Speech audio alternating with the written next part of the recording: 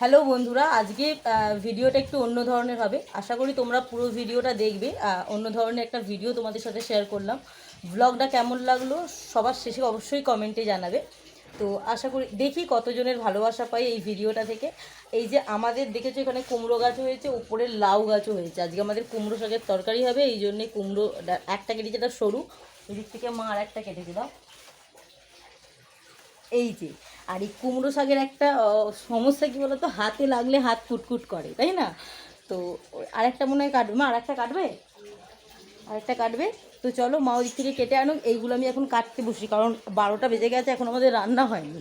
তো রান্নার জোগাড় করতে, ভাত হয়ে গেছে, ভাত কাপড়টা ধুয়ে দিয়েছিলাম আমি, না মা কাপড়টা কেচে দিয়েছিল, কারণ সেদিন শ্রীরামপুর গিয়েছিল, আর শ্রীরামপুর থেকে আসার পর কাপড়টা ধোয়া হয়নি, ওই জন্য মা আজকে কেচে দিয়েছিল জল আসতেই।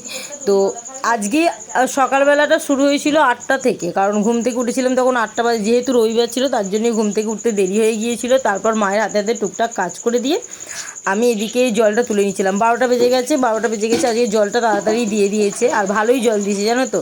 তো জল তুলে রেখে আমি চানটা আগে করে নিয়েছিলাম, তারপর আমি এদিকে জল তুলছিলাম। তুলতে তুলতে বাপি একটু বেরিয়েছিল, আজকে রবিবার যেহেতু বাপির ছুটি আছে ডিউটি।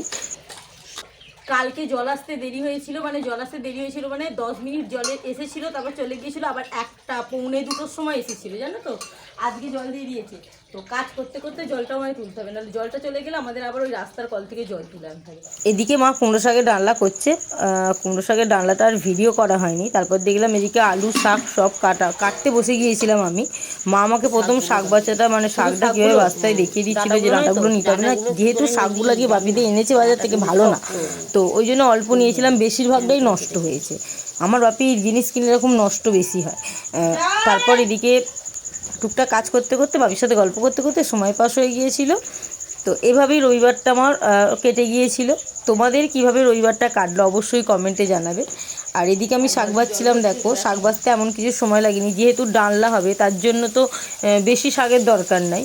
তো ওই জন্য, আর যেহেতু কুমড়ো শাক আছে তার জন্য এখানে নোটে শাক এনেছিল, নোটে শাকটা অল্পই দেওয়া হয়েছিল, অর্ধেকটা, বাপি যে আঁটিটা এনেছিল তার অর্ধেকটা দিয়েছিলাম। আর তার মধ্যে দিয়ে আবার জলটাও তুলে নিচ্ছিলাম। জলটা তোলা হয়ে যাওয়ার পর এদিকে দেখলাম মা রান্না বসিয়ে দিয়েছে, রান্না করছে। তো দেখো এক ঝলক তোমাদের রান্নাটাও দেখিয়ে দিলাম। কেমন হলো মানে ভিডিওটা অবশ্যই কমেন্টে জানাবে, ভালো লাগলে অবশ্যই একটা লাইক দিও।